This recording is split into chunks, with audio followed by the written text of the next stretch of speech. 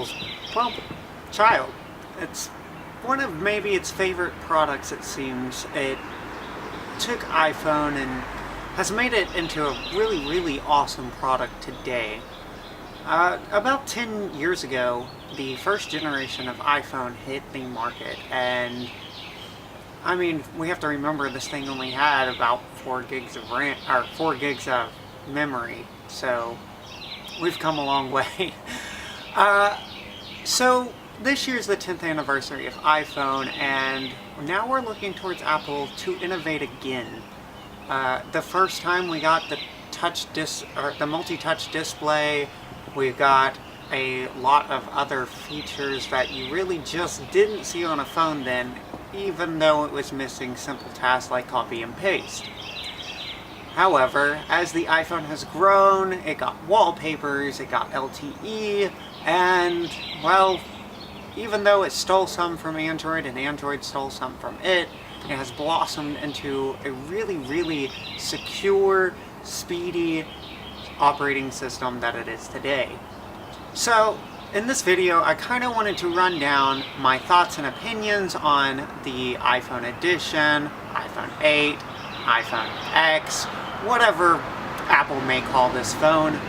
For this video, I am going to call it the iPhone edition, seeing as it will go great with my article, the iPhone edition article.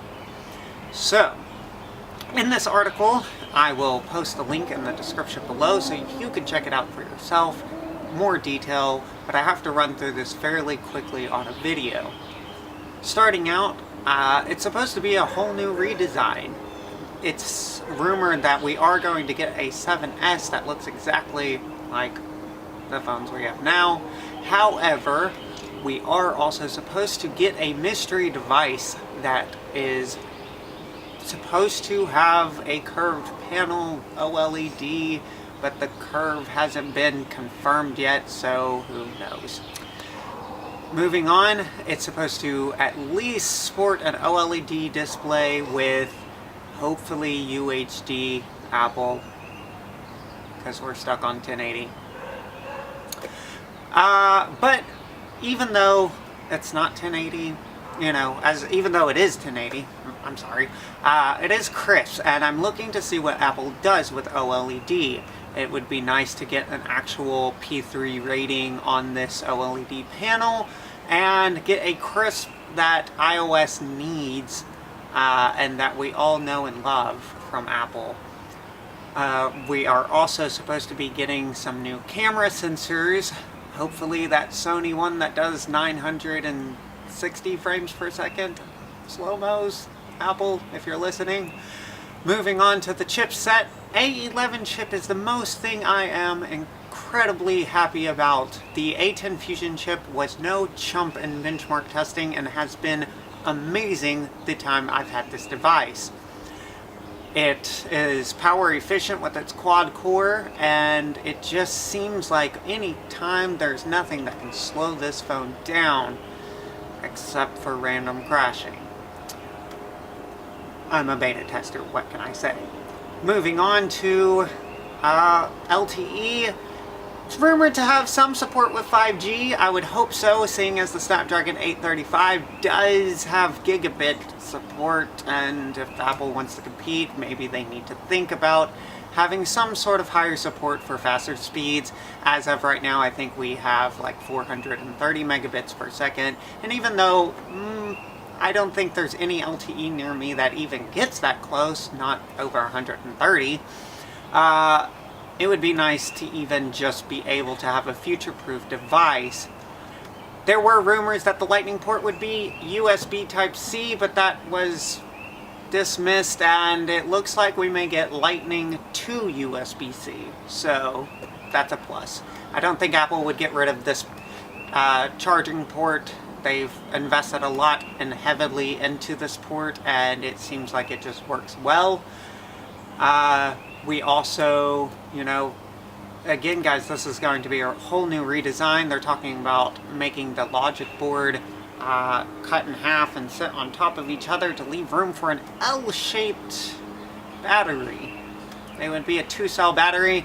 giving us the battery size of an iPhone 7 Plus in the iPhone 7, which is really cool. Somewhere in the 5.3 inch display. The display is still, we're not really that close to the launch, so rumors are going to change, so I will update this video when I find out more.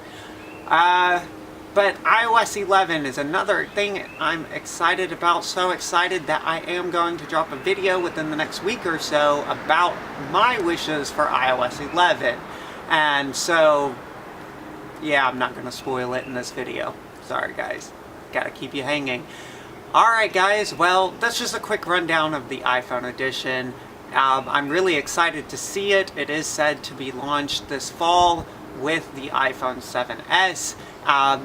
Guys, it was really hard to get our hands on the jet black iPhones and the matte black iPhones, and just think how hard it is going to be for this, seeing as supplies is kind of limited at the moment on OLED panels and just the technology that's going into it. I mean, the cost is going to be a little bit higher than even the higher Plus model, just because you have to remember we're getting a new Force Touch. You know, we're supposed to be getting rid of the home button for something in favor more of like a touch bar, or who really knows what Apple is actually going to do. Like I said, the rumors are going to keep changing, so stay in touch on this video channel, on my channel, to see what's going to come up, and I will update it as soon as I get information. But again guys, watch out for the iOS 11 video that I will be doing, and it is supposed to be a iOS 10.3 launch. As of, it hasn't yet since I've recorded this video, so if that does launch, I probably will put it before this video, and if I do, then check the link below if you want to see iOS 10 full public. And if you have any questions guys, you know how to reach me. I say it in every video. Like, subscribe, turn on notifications so you can be one of the first people to know when I drop a video. And I'm looking forward to changing things up for you guys, try to be different, find something different. So thanks guys, see you next time.